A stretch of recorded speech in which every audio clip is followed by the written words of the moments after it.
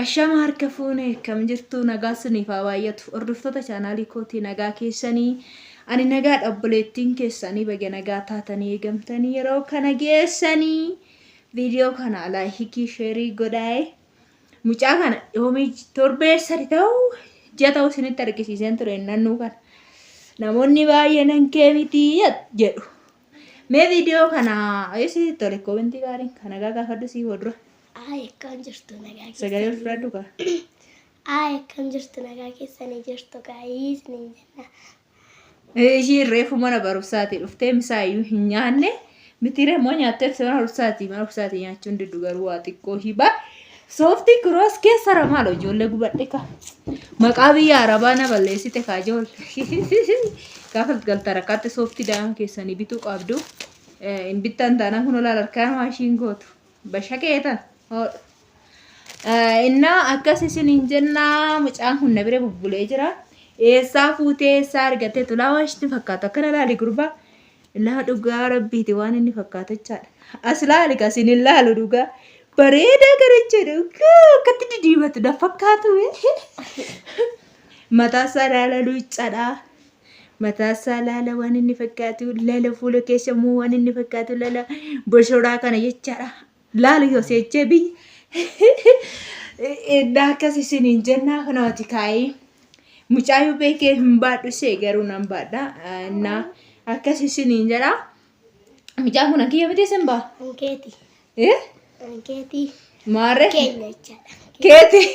Keechaan. Keeti itti bara ilma keenya nu lamaanitti. Mucaan ilma nu lamaanitti. Namitti irra hosii immoo obboleessaa. Ana ammoo mucaadha jechaadha.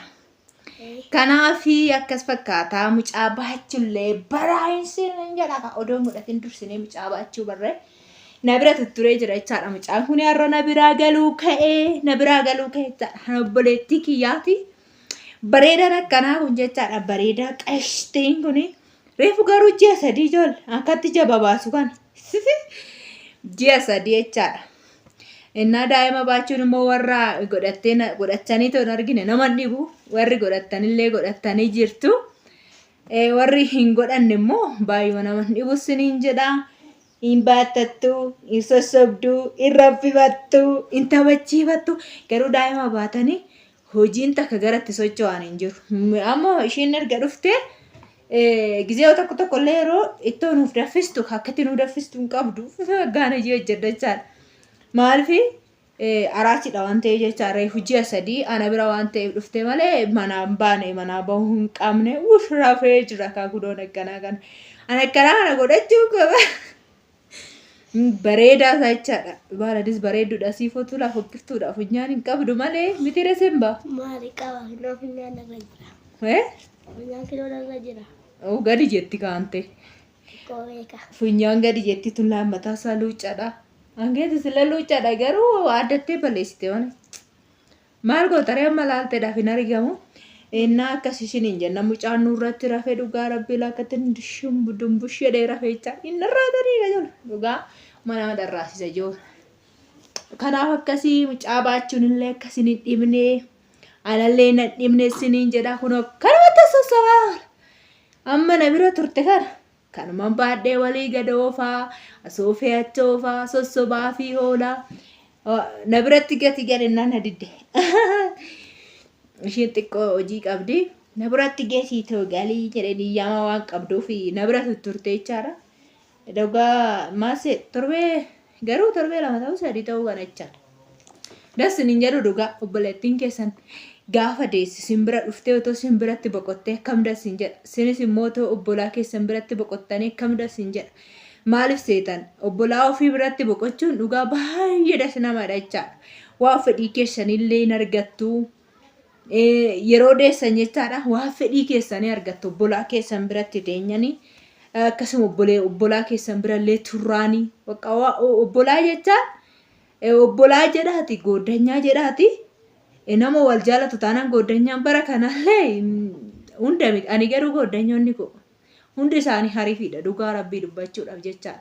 Kan bara kanaa takka hin jirti kan shamarran boolla buustu jechaadha. Ani akkasiirraa sinaa qabu. shamarran gaarii baafadhaa siniin jedha yaada ciniinan ilaalu miti akkasumatti iyyuu waan tokko irratti adda baaftanii beektu siniin jenna. Innaa kanaafi akkasii anillee gaafa mucaa godhadhee simboon kiyya naa baatti tiresiifan. Hin baatti ilaa ishiinuu hin guddistii mana barumsaa dhiistee amma ala mana barumsaatti dhufti yuunifoormii iyyuu hin baafanne barattu. Wayinee kaadhumisaa yaaddu bakka shooti deemina biraayii. Innaa akkasiin hin jenna hordoftoota chaanaalii keenya. Kanaaf fakkeessii seenanii dhala guddistu siniin jedha. Abshir warroonni maqaasaa iyyuu maal siniin jechuu barbaade goddanyoota kotaatanii jirtan asirraa jecha nama baay'eedha warri na bartanii gaafa mucaa godhatanii mana keessatti dhuftanii boqottu. Darbee 2 darbee 3 ji'a fataa jechuudha na biratti dhuftanii sin ciibsee marqaa sinii marqee waxiina taana sinii hojjedhee waan dhugda waan nyaattan nan beeka da'ee waan beekuuf bakka fataa sin godhachaadha. Gosa hin jaraaman nama itti dhufe tokko jechaadha. Bakka waan an qabu tokko ofirraa nyachuu osoo hin taane waan an qabu tokko nan godhaaf garuu waan an qabu nan godhaaf waan hin qabne garuu eessaa fidaree. Kanaaf akkasii siniin jedha hordoftoota chaanaalii kiyyaa. Walitti yoo dhufan ba'eessaa obbolaanis walitti dhufuun ba'eessaa hiriyaanis goddanyaanis walitti dhufuun ba'eessaa gaafa walitti dhufan akkatti wal jajjabeeffatu wajjiniin guddifatu innannuyi baata taree siniin jira ka kanatti baata kun isinis hin baattattu siniin jiraatu numma rafteera funyuruu bareedduu tana dhugaa akkasin marartu daa'imachaa mooroo siittu. Doli qibsanii nama liqifamtu malee nan jaalladhaani daa'ima akkamiin hin jaallanne jedhan daa'ima furrii qabduun hin jaallanne daa'ima qulqullina hin qabne hin jaalladhu qulqullina kan hin qabne kan furrii cabcab gootu an hin jaalladhu arruma kana yocha daa'ima sidaatii qabdu immoo bakka baay'ee hin jaalladha asitti dhugaa micaawwan tun jechaadhaan. Guyyaatti meeqa dhiqaa ooltii uffata ishii meeqatti jijjiiraa daayiperii ammallee xaatan hin jiru namni fincaan daa'imaa ofirra yaasu hin jiru daayiperiitti godhatti fataa godhattee jira akka akkatti morma ishii kana jala seenanii urgeeffatan akka dansiin jedhu jechaadha akkasitti guddifadhaa siniin jedha warri haaraa warri duraallee sidi dura waan ta'eef sin beektu jechaadha hanamma akkasiifan guddisetti ishii lammata dhuftu immoo hin guddisu jechaadha sababiin isaa kaleessa baadiyyaan ture.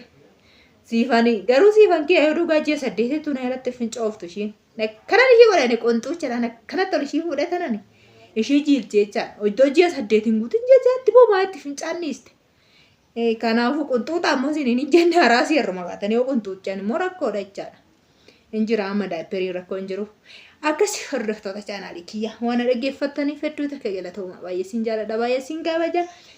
Micaa'oo geggeessuuf waan an deemuuf yeroo gaarii turtii gaarii naaf qabaadha baay'ee sin jaalladha chaaw like share godhaa waaqayyo siifaa kennu jedha waaqayyo dhabaa miti naaf hin kenna nan godhadha kanaan booda gar kamiyyuu hin naqu gooftaan koo Yesuus Kiristoos inni nama nadhe mucaa naaf kennaa mucaan godhadha siniin jedha mucaa sin talas rakkoo hin qabu lamaan argadhe yeroo gaarii qabaadha chaaw baay'ee.